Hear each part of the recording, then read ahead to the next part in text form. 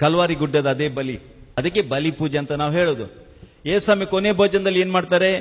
ಪಾನ ಪಾತ್ರೆಯನ್ನ ತೆಗೆದುಕೊಂಡು ಆಶೀರ್ವಾದ ಮಾಡಿ ಏನ್ ಹೇಳ್ತಾರೆ? ಇದನ್ನ ತೆಗೆದು ಕುಡೀರಿ, ಇದು ದ್ರಾಕ್ಷರಸ ಅಲ್ಲ, ವೈನ್ ಅಲ್ಲ, ಪಾಪ ಪರಿಹಾರಕ್ಕಾಗಿ ಸುರಿಸಲಾಗುವ ಹೊಸ ಒಡಂಬಡಿಕೆಯ ನನ್ನ ರಕ್ತ ಅಂತಾರೆ.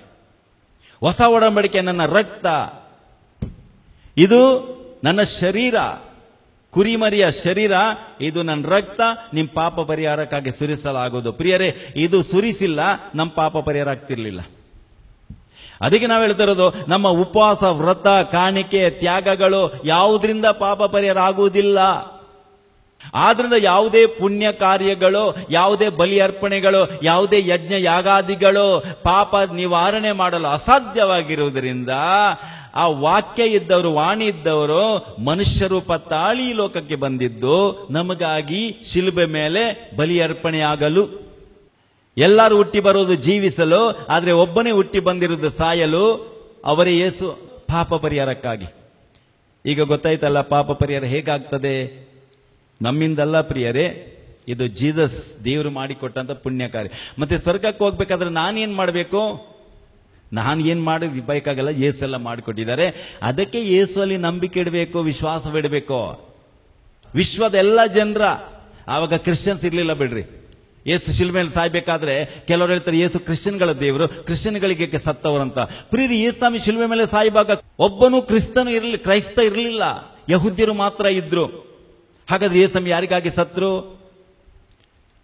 ಕ್ರಿಶ್ಚಿಯನ್ ಬಿಟ್ಟು ಎಲ್ರಿಗಾಗಿ ಸತ್ರು, ಯಾಕಂದ್ರೆ ಕ್ರಿಶ್ಚಿಯನ್ ಇರಲಿಲ್ಲ. ಹಿಂದೂ, ಮುಸ್ಲಿಂ, ಜೈನ, ಬೌದ್ಧ, ಸಿಖ್, ಪಾರ್ಸಿ, ಕಮ್ಯುನಿಸ್ಟ್ ಎಲ್ರಿಗಾಗಿ ಸತ್ರು. ಆಮೇಲೆ ನಂಬಿದವರು ಇವರೆಲ್ಲದರಲ್ಲಿ ಯೇಸು ನಂಬಿ ಶಿಷ್ಯರಾದ್ರು. ಆಮೇಲೆ ಅವರನ್ನ ಜನರು ಕ್ರಿಶ್ಚಿಯನ್ ಅಂತ ಕರೆದ್ರು, ಉಳಿದವರು ಕರೆದ್ರು.